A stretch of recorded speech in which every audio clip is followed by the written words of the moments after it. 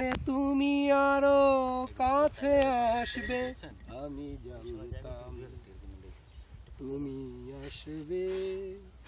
জোছনায় ভরে গেছে সোনালি আকাশ, ভালোবাসা ভালোবাসা বলবে বাতাস।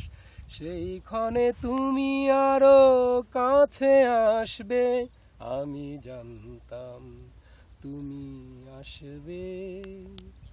জোছনায় ভরে গেছে সোনালি আকাশ। গরুরাটে এইবার আসিনি, তোমার একটু ভিডিও করি, তুমি জাস্ট একটা অভিনয় করবা যে কোনো একটা বিষয়। আলিম যেরকম তাৎক্ষণিক করে, কিন্তু কাউকে হ্যাও করার জন্য না। ভাই আমার তো প্রতিভা নেই, আরিফ করি, আরিফ করো একটা, ওই আলিম ভাইয়ের মতন তাৎক্ষণিক একটা অভিনয় করো। আলিম ভাইয়ের মতো তাৎক্ষণিক অভিনয় আমি কেমনে করব? আলিম ভাইয়ের মতো কি সেই প্রতিভাটা আমার আছে?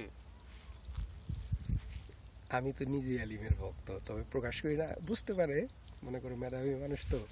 এটা তো সে বুঝবই, অতটুকু যদি বুঝতে না পারে তাহলে আপনার যে মোশাররফ কিন্তু নিটাইছিল, তাই না? শালা দিই নতুন নতুন নাই গেলে কথা যদি বলতেই হয়, হ্যাঁ আমি প্রথমেই বলবো হক মাওলা।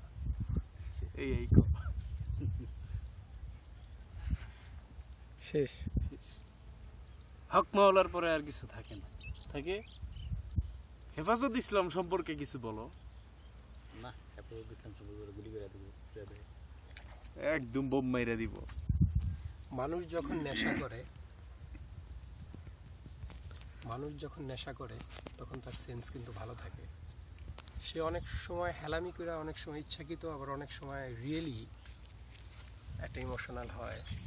যেমন মনে করো, সোহাগ দুর্ভাগ্যবশত একটা অভিজ্ঞতা নেওয়ার জন্য একটা ঘটনা ঘটছে।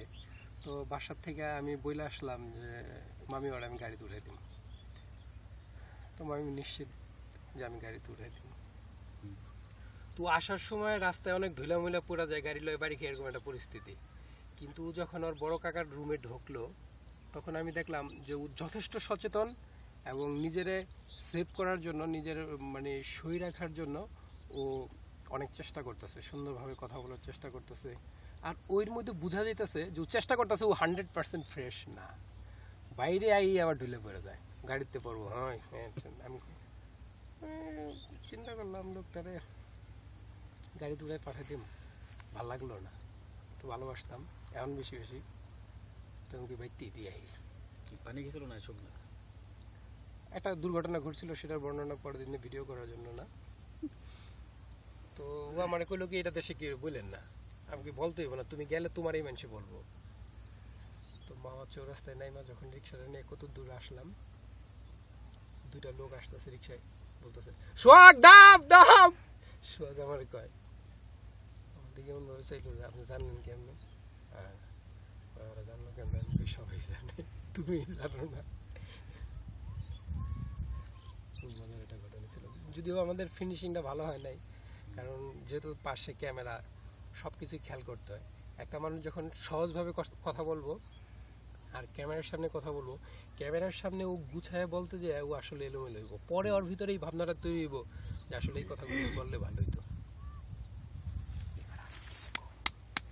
আরিফ আর কি করবো, আরিফ তো কইলে আলিম আমার কোনো ক্যামেরাও নাই, স্যামেরাও নাই, আমি এমনি সব সময় এমনি। কোনো ইসে গেলা কই গেলাম? এই যে ঢাকা ক্লাবে। তো ওইখানে তো ঢাকা ক্লাবে, অফিসার্স ক্লাবে। অফিসার্স তো ক্লাব। মামার সাথে তো এইভাবে সঙ্গ দেওয়া সব সময় হয় না, কারণ মামার সাথে দূরে কোথাও গেলে অনেক সময় দু একটা কথা জিজ্ঞেস করে, তখন মনে হয় খুব ভাল লাগে যে আসলে এই কথাগুলো আমাদের সাথে শেয়ার করে না। তো যখন তোমরা সবকিছু কমপ্লিট করে আসলা, আসার পথে এমন মানে একটা মজার ব্যাপার আছে যেটা তুমি বলতে পারো বা ঘটছে, আর অবশ্যই ঘটবে যেহেতু তুমি মামার সাথে ছিলা। এবার বলো তো দাদা, যে এমন একটা ঘটনা যে তোমার ভালো লাগে, যে আরেকবার কারোর কাছে বলতে ইচ্ছা করে যে আপুর সাথে আমার এরকম একটা ঘটনা ঘটলো। ঘটনা যে ঘটছে ওইটা আমি সবাইরে কইছি, এটা অফিসে জায়গা মতোই কইছি। হ্যাঁ, যেখানে তারে নিয়ে এই ধরনের ঘটনা নিয়ে থিসিস করা হয় সেই জায়গায় আমি কইছি। ঘটনাটা হইলো এমন, আমি আর বসে মনে করো গেলাম গেলাম অফিসার্স ক্লাবে, ক্লাব ঠিক করতে হইল। এরপরে গায়ে হলুদের প্রোগ্রামের জন্য অফিসার্স ক্লাবে কোনো জায়গা খালি নাই, একটা আছে সেটা শুক্রবার, আর শুক্রবার তো বিয়ের ডেট। তো বিয়ে করুম না গায়ে হলুদি করুম একদিনে। পরে চলে গেলাম অ্যাবাকাসে, মগবাজার ইস্কাটন রোড অ্যাবাকাস। যাওয়ার পরে সবকিছু কমপ্লিট করার পরে বসে গেল, তাইলে ওটার খরচ এত, এটার খরচ এত, তো টোটালি মিলা দাঁড়াইলো এত, মানে এই দুইটা খরচ করলে মানে আমাকে এই গিয়া খরচ।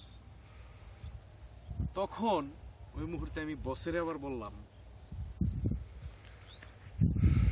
টাকাই তো নাই। তখন বসে হা করে আমার দিকে কতক্ষণ চেয়ে রইল। তখন আমি কইলাম, আমি আবার ওই হা করে যতক্ষণ চেয়ে রয়েছে ততক্ষণে আমি 2-4 কেক সামনে গেছি গা। তো সামনে গিয়া আমি কইলাম, এনে ঘাড়ে রয়েছে কেমনে, আহ এই হিসে আমার কাহিনী, আর কিছুই না। যাকে এখানে হাতে তালি, আসলে ঘটনাটা কি? এই ঘটনাটা আমি এটা বলার আবার জায়গা আছে সাজানোর জন্য, যেখানে তার এই জিনিসটা বোঝে, ওখানে কইলে মানুষ আস্তে আস্তে লেটকা বেটকা পড়ে যাবো, কিন্তু এখানে কেউ আগের ঘটনাও জানে না, আমার ঘটনা শুনলে আসবো না। বিষয়টা আমি এনে কই না, এটা তো আসলে একটা টেক করার জন্য, মজা করার জন্য বলা হয়েছে।